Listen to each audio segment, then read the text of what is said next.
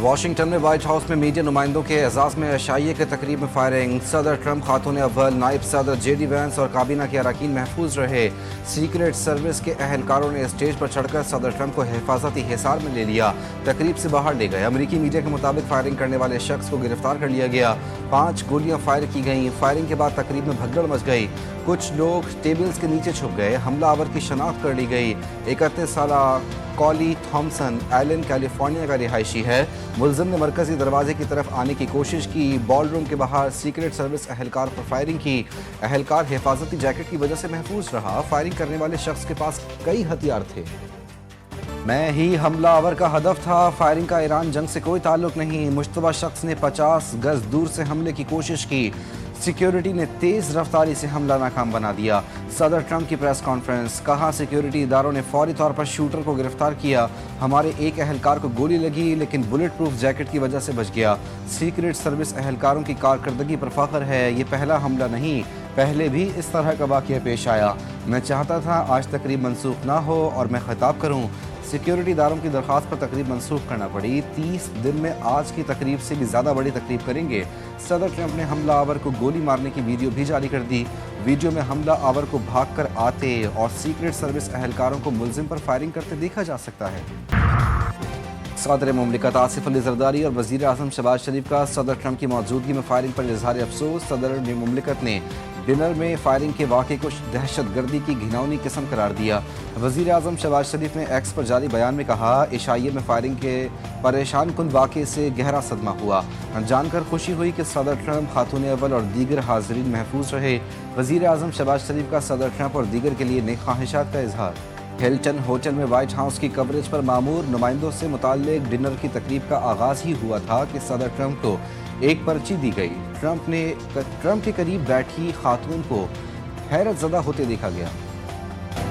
ایران امریکہ مذاکرات کے دوسرے دور کی امیدیں دم توڑ گئی. امریکی ایلچی اسٹیو وٹکاف اور جیرڈ کوشنر کا دورہ اسلام آباد منسوخ.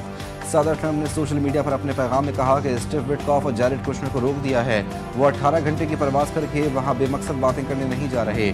جنگ میں تمام کارڈز امریکہ کے پاس ہیں. ایرانی جب چاہیں کسی بھی وقت کال کر سکتے ہیں. دورہ پاکستان کی منسوخی کا مطلب جنگ کا دوبارہ آغاز نہیں. مذاقت خیز دعویٰ کیا کہ ایران کی قیادت کے اندر شدید خلفشار اور الجھن پائی جاتی ہے. کسی کو نہیں معلوم کہ ایران کی باغ ڈور کس کے ہاتھ میں ہے، یہاں تک کہ وہ خود بھی اس سے بے خبر ہیں. میڈیا سے بات کرتے ہوئے ٹرمپ نے کہا کہ پاکستانی فیلڈ مارشل بہت شاندار شخصیت ہیں. پاکستان نے ایران امریکہ تنازع حل کروانے میں بہترین کام کیا. فیلڈ مارشل اور شہباز شریف چاہتے ہیں مسئلہ حل ہو. ایرانی وزیر خارجہ عباس عراقچی سلطنت عمان کے دورے کے بعد ایک بار پھر پاکستان کا دورہ کریں گے. ایرانی خبر ایجنسی کے مطابق عباس عراقچی پاکستان کے دورے کے بعد روس جائیں گے. وہ کل پاکستان سے سلطنت عمان گئے تھے. ایرانی وزیر خارجہ نے سوشل میڈیا پر بیان میں کہا کہ ایران کی جانب سے جنگ کو مستقل طور پر ختم کرنے کے لیے قابل عمل فریم ورک کے حوالے سے موقف پیش کیا ہے.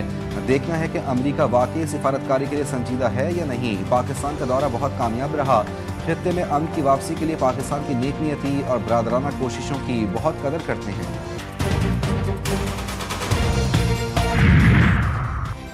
دھمکیوں اور ناکہ بندی کے دوران جبری مذاکرات میں شامل نہیں ہوں گے، ایرانی صدر مسعود پزشکیان نے واضح کر دیا. وزیر اعظم شہباز شریف سے ٹیلی فونک گفتگو میں ایرانی صدر نے کہا ماضی میں کیے گئے امریکہ سے مذاکرات نے ہماری بد اعتمادی میں اضافہ کیا.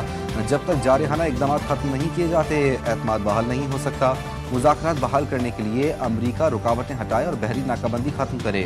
ٹیلی فونک گفتگو میں دونوں رہنماؤں میں خطے کی موجودہ صورتحال پر تبادلہ خیال، امن و استحکام کے فروغ کے لیے جاری کوششوں پر بھی تفصیلی بات چیت کی گئی. امریکی فوجی برتری کے باوجود ایرانی منظم حکمت عملی پر ماہرین حیران.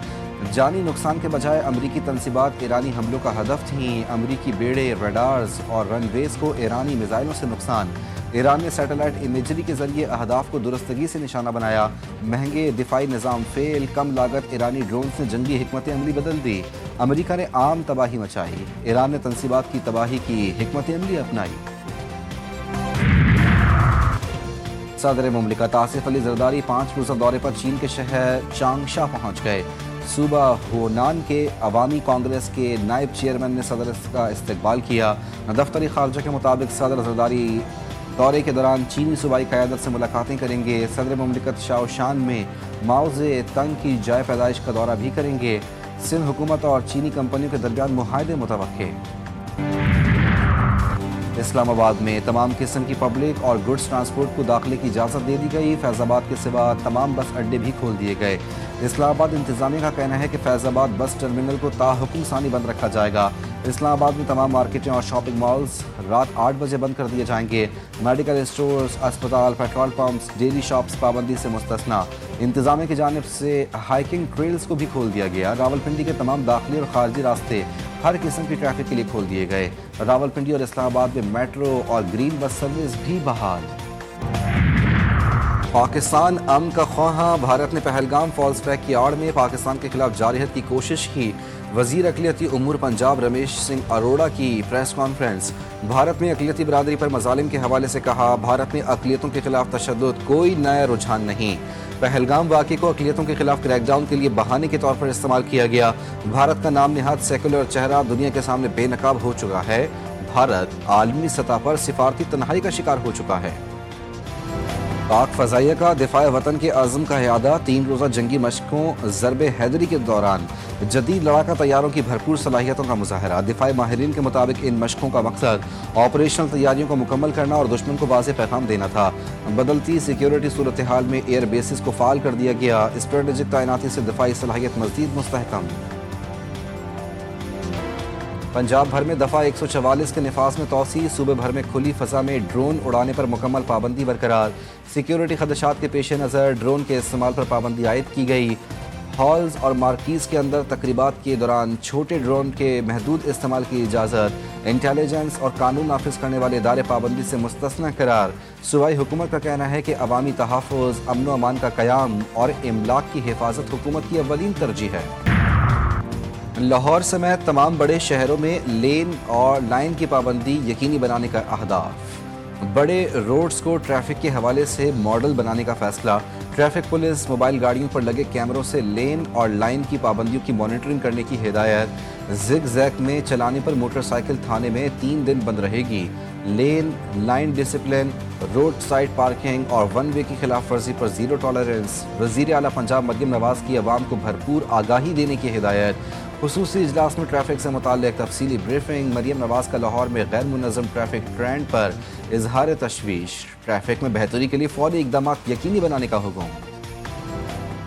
گیس کی فراہمی کے دعوے دھرے کے دھرے. کراچی کے مختلف علاقوں کے رہائشی گیس لوڈ شیڈنگ سے شدید پریشان. پی آئی a colony, lines area, Lyari, P N T colony, ناظم آباد، گلشن اقبال سمیت کئی علاقوں میں گیس بندش نے شہریوں کے چولہے ٹھنڈے کر دیے.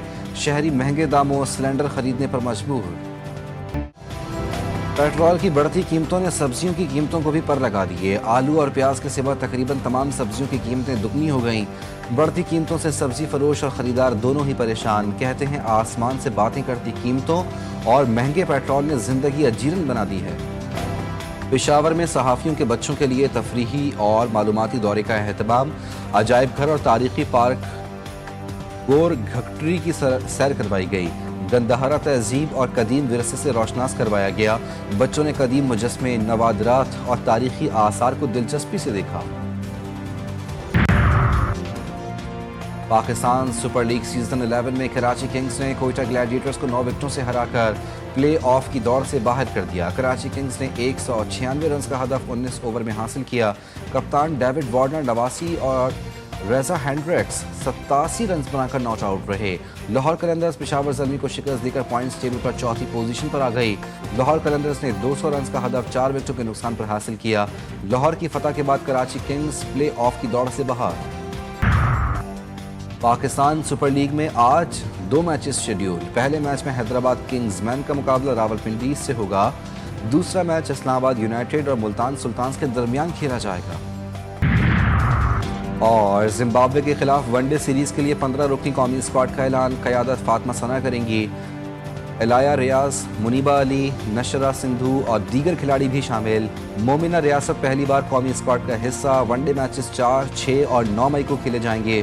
سیریز آئی سی سی ویمنز چیمپئن شپ 2025-29 کا حصہ. دونوں کے ٹیموں کے درمیان 3 T20 میچز بھی ہوں گے. Series national bank stadium Karachi میں کھیلی جائے گی.